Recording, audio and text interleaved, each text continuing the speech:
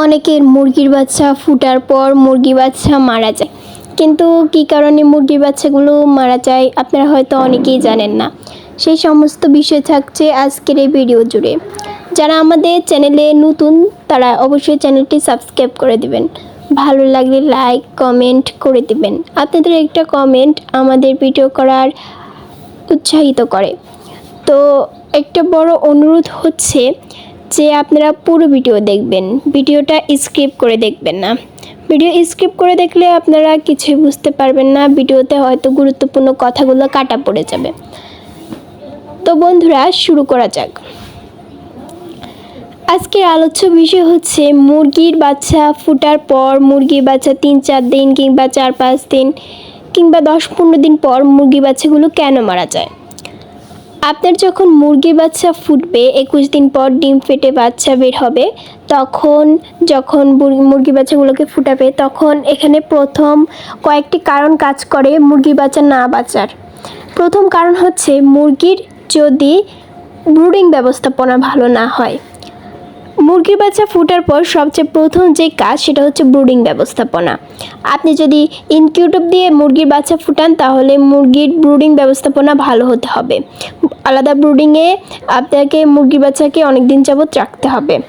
আর যদি আপনি আমাদের মতো প্রাকৃতিকভাবে মুরগি পালন করেন, মুরগির বাচ্চাগুলোকে মুরগির সাথে 3-4টা মুরগির ডিম বসিয়ে একটা অথবা 2টা মুরগির নিচে বাচ্চাগুলোকে একসাথে করেন, তখন যদি মুরগি থেকে ভালো তাপ না পায় মুরগির বাচ্চা, তখনও কিন্তু মুরগির বাচ্চার মারা যাওয়ার সম্ভাবনাটা থাকে। তো ব্রুডিং ব্যবস্থাপনা কি করে ভালো করবেন? ব্রুডিং ব্যবস্থাপনা ভালো করতে হলে অবশ্যই মুরগিকে তাপ দিতে হবে। বাচ্চাকে আপনারা ডিস্টার্ব করবেন না। মুরগি যখন বাচ্চাকে তাপ দিবে তখন আপনারা মুরগিটাকে আলাদা একটা রুমে কিংবা খাঁচার ভিতরে রেখে দিবেন। মা যতক্ষণ তাপ দেওয়ার প্রয়োজন বোধ করবে ততক্ষণই তাপ দিবে, তার মধ্যে আপনারা কোনো ডিস্টার্ব করবেন না। আর যদি ব্রুডিং করেন তাহলে ব্রুডিংয়ের তাপমাত্রা ঠিক রেখে মুরগিগুলোকে অনেক দিন যাবত ব্রুডিং করবেন, তাহলে আপনার মুরগির বাচ্চা মারা যাবে না। প্রধান কারণ হচ্ছে ব্রুডিং ব্যবস্থা ভালো না হলে মুরগির বাচ্চা মারা যায়। দ্বিতীয় যে কারণে মুরগির বাচ্চা মারা যায় মুরগির বাচ্চা ফোটার পর, সেই কারণটি হলো মুরগি যদি ব্রুডিংয়ে নাভি ইনফেকশন হয়।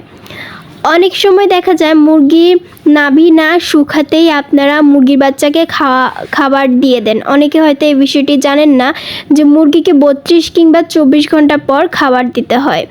মুরগিকে যদি আপনি সঠিক পরিমাণে তাপ না দিয়ে তার মধ্যেই যদি আজ ফুটলো, ধরেন আজকে বিকালে খাবার দিয়ে দিলেন, তখন কিন্তু মুরগির নাভি ইনফেকশন হওয়ার যেই একটা আশঙ্কা থাকে, সেই আশঙ্কাটা অনেক বেড়ে যায়, যার ফলে মুরগি কিন্তু এই নাভি ইনফেকশনে মারা যায়।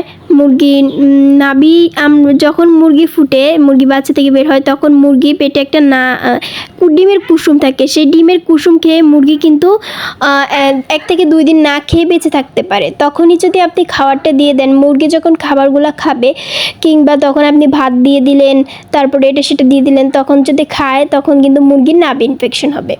তাই ব্রুডিংটা খুব সুন্দরভাবে করতে হবে। মুরগিকে 32 কিংবা 24 ঘন্টা পর মুরগির বাচ্চাকে খাবার দিতে হবে, তার আগে খাবার দেওয়া যাবে না, তাহলে কিন্তু মুরগি নাভি ইনফেকশনটা হতে পারে, যার ফলে মুরগির বাচ্চা কিন্তু মারা যেতে পারে। তো এই 2টি বিষয় খুব ভালো করে লক্ষ্য রাখবেন। তারপরে যে প্রধান বিষয় হচ্ছে সেটা হচ্ছে মুরগির খাবার ব্যবস্থাপনা না ভালো হলে। মুরগির বাচ্চা ফুটলো, তখন আপনি ভাত দিয়ে দিলেন, চালের খুদ দিয়ে দিলেন, চাল দিয়ে দিলেন, এত ছোট বাচ্চা এগুলো খাবে কি করে? মুরগির বাচ্চা আলাদা একটা খাবার আছে, যেটা হয়তো অনেকে খাবারটার নাম জানেন, ফিট। এটা বাজারে কিনতে পাওয়া যায়। 1 নাম্বারটা খাওয়াবেন। এই মুরগির বাচ্চাগুলোকে যদি আপনি এই যে স্ক্রিনে দেখতে পাচ্ছেন যেভাবে একটা পাত্রের ভিতরে খাবারগুলো দিচ্ছে, এইভাবে যদি দেন 1 মাস কিংবা 1.5 মাস পর্যন্ত আপনার মুরগির বাচ্চাগুলো একদম 100% পুষ্ট থাকবে, ভালো থাকবে, সুস্থ থাকবে। মুরগির বাচ্চার শরীরে রোগ প্রতিরোধক ক্ষমতা বৃদ্ধি হবে। মুরগিরকে চাল কিংবা খুদ খাওয়ালে শুধু মুরগির বাচ্চার শরীরে খাবারের চাহিদাই শুধু মিঠায়, যে শরীরে যে রোগ প্রতিরোধক ক্ষমতা বৃদ্ধি সেগুলো কিন্তু করে না, সেই কাজগুলো কিন্তু করে না মুরগির শরীরে। তাই অবশ্যই মুরগিকে উন্নত জাতের ফিড খাওয়াবেন। বাজারে নারিশ খাদ্য যেটাকে বলে সেটা আপনারা খাওয়ানোর চেষ্টা করবেন। মুরগির বাচ্চা পালন করলেই হবে না, মুরগির বাচ্চা কিন্তু সুন্দরভাবে রাখতে হবে। মুরগি বাচ্চা প্রধানত এই তিনটি কারণে মারা যায়। এই তিনটি কারণ যদি আপনি সুন্দরভাবে মানেন, ব্রুডিং ব্যবস্থাপনা, খাদ্য ব্যবস্থাপনা, তারপর এই তিনটি বিষয় যদি সুন্দর করে মানেন, তাহলে ইনশাআল্লাহ আপনার মুরগির বাচ্চা ভালো থাকবে, সুস্থ থাকবে। তো আজকের ভিডিওটা বেশি দীর্ঘায়িত করব না, আজ ভিডিওটুকুই। আসসালামু আলাইকুম।